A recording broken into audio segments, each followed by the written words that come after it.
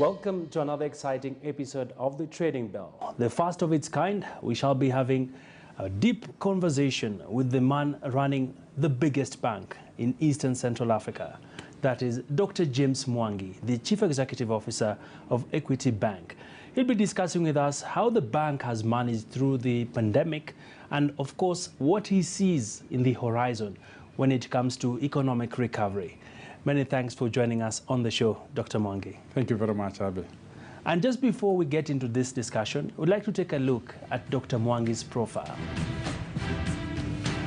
Dr. Mwangi is a celebrated African entrepreneur and named by the Financial Times as one of the top 50 thought leaders in emerging markets and among the top 20 most influential people in Africa.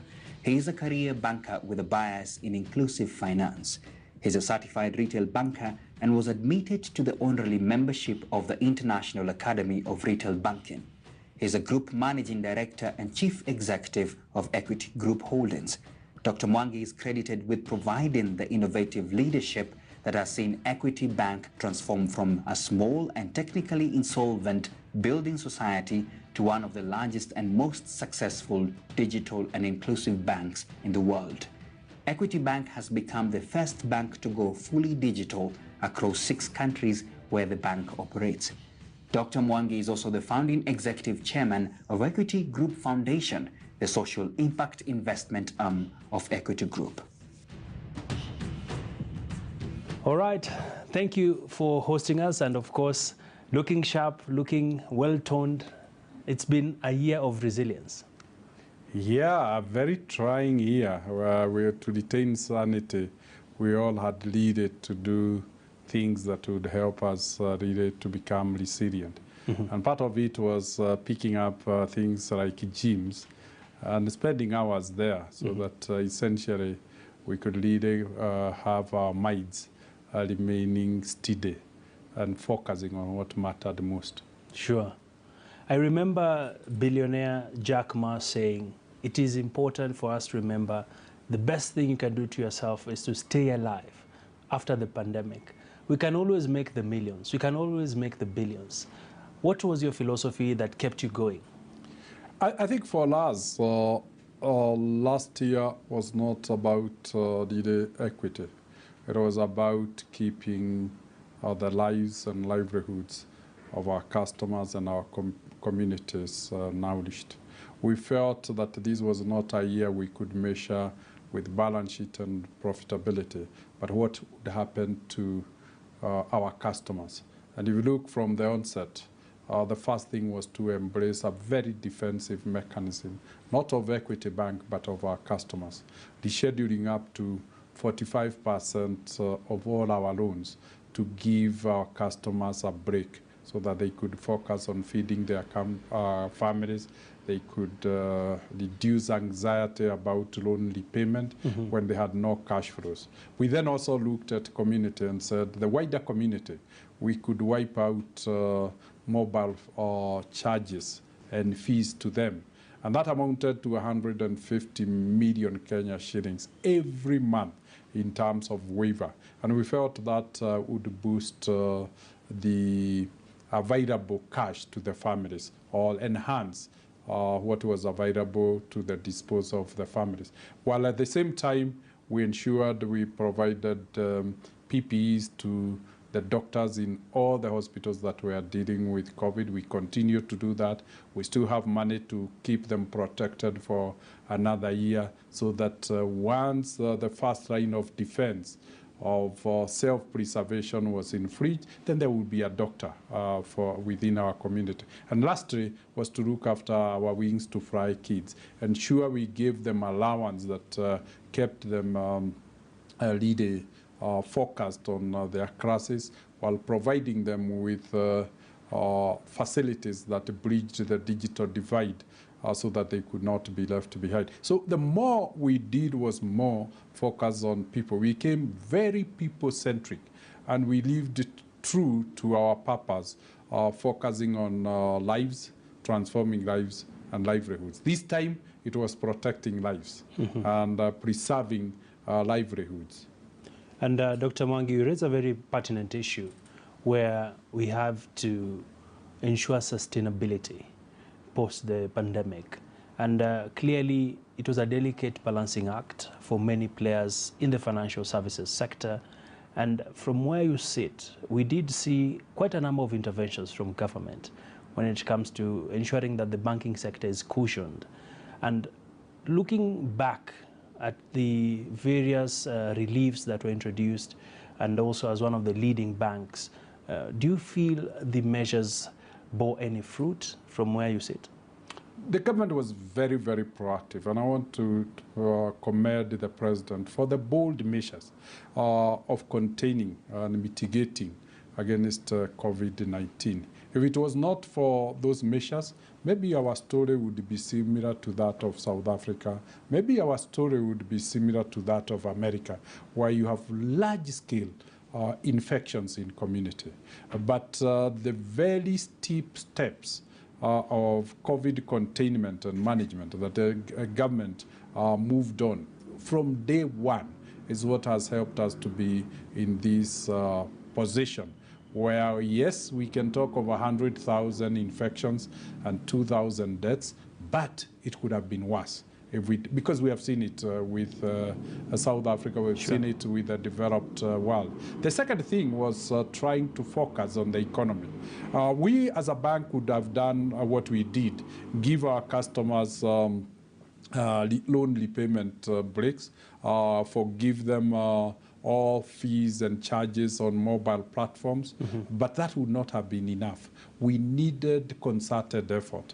We needed an integrated approach. And the government played very well. Despite the low headroom in terms of physical and monetary space, the government rolled out massive stimulus package, particularly the Mutaani program. That kept people, particularly in the slum areas in our major urban centers, provided with livelihood. We also saw government reach out to corporations by reducing taxes so that companies would survive, companies would adjust better, companies would have time to retool and to purpose. And we also saw the budget being led and readjusted almost with the supplementary budgets 3 times to ensure that they adjusted to the environment. And lastly is to the focus on the health sector. Keeping our children home was the right decision. Because of the uncertainty. We needed them safe. They are now back to school and they can continue with school. Buying time so that we could have a vaccine against COVID was essential so that we didn't have infection. Building up 300 beds in every county hospital was a necessary step. I bet to say that one of the big 4, and that is health, was achieved because of COVID. So there was also a silver lining in the sense that we now have sufficient bed capacity that can compare our bed to population ratio maybe with middle income countries. All right. And Dr. Mwangi, what would be the net effect of some of these measures? I know as a bank you restructured quite a number of loans targeting quite a big number of your customers. What is the overall effect it could have on the banking system? Because you want to cushion customers, while at the same time, you as a bank, you need to make money at the end of it. As we saw, this was not a year for any bank to make money. Any bank that focused on making money got it wrong. We have made money for all the years that, for instance, Equity, we have been in existence for 38 years. This was a year to start with your customers and community. It was a different year. It was a 1 in 100 years event. And consequently, 99 years, you could have made money. But the 100th year, I was really looking at community. It was about humanity. And the lesson we all learned was that maybe we need better integrated approaches with the community, such that the business creates trust and creates relationship and share prosperity with the community that we are in. One of the biggest lessons that we have learned out of COVID worldwide is how unsustainable the world is. The inequality in the world is not sustainable.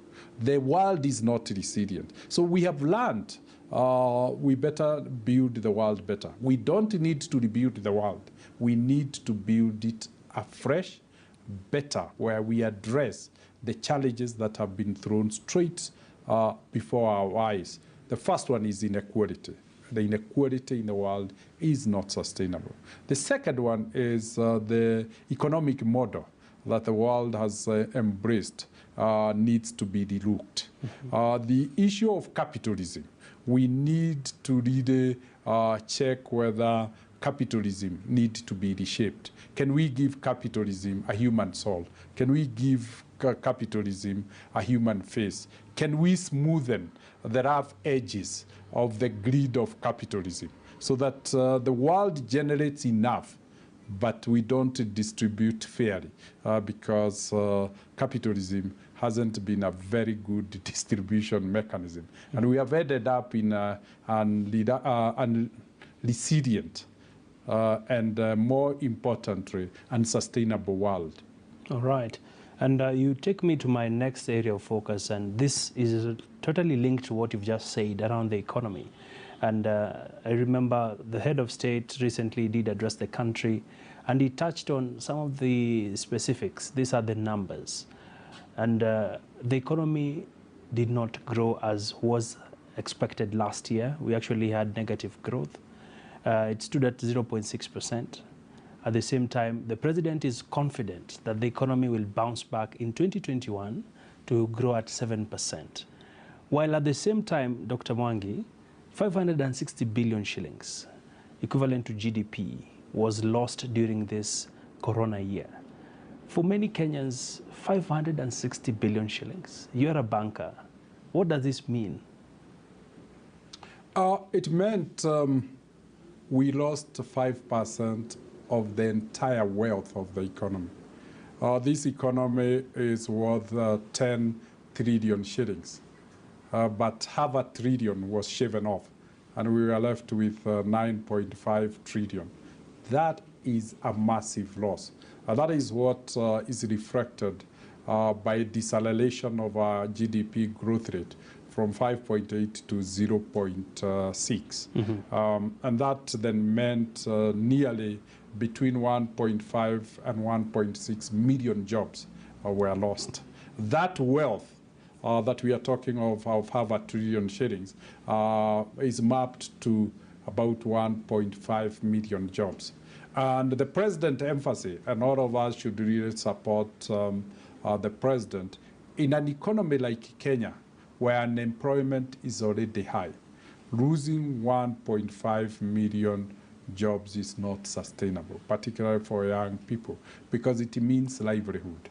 It means families that are going hungry. It means livelihoods have been affected and lives has been affected. So there is urgency in helping to rebuild the economy. I'm optimistic that we'll be able to achieve a 6% GDP growth rate on account of a couple of things. The first one and the most significant is reopening our schools. People underestimate the impact of schools in our economy. It means that the public transport bounces back in its full swing to take children to school in the morning and to take them back home in the evening, to take teachers in the morning to school and to take them back in the evening. It means that we have to feed these school children, and the kitchens of 30,000 schools have to be kept busy. And that is a huge market for our agricultural sector. Cereals have to be produced to school. It speaks true of those who provide, including books to schools, water to schools, and everything that we can talk about at school. That will be the biggest injection to our economy. The second biggest economy injection is removing significantly most of the COVID containment measures, particularly lifting closure of some sectors. The more we open the sectors, Kenya benefits a lot from the hubbing effect of transport and logistics.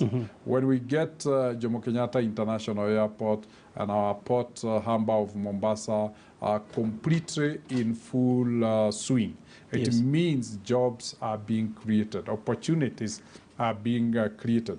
Those are the parameters. But however, the private sector also needs to come on board. And it's that where Equity Bank chose to really stimulate the micro and small and medium enterprises by pumping in ½ trillion shillings, equivalent to what the economy lost in 5 years, just to ensure we stimulate that sector to bounce back, to thrive, and not only create jobs, but create market for our goods and services. And then everybody becomes active. And that is how you get back. The reason why it will be easier to achieve 6% is because we are coming from a lower baseline. We had reached $100 billion US economy, or 10 trillion. We're now 9.5. So the denominator is even smaller, and that will be a bigger impact. But the international market, countries like US, stimulating their, or rolling out a stimulus of $2 trillion means that the impact will be felt worldwide. And we have started seeing how the markets are responding. And lastly is the confidence and hope that will be given to the economy by the availability of the vaccine. We are now confident that the health issue is being dealt with. So what we all need to focus on is rebuilding our economy, and in the process, rebuilding our lives.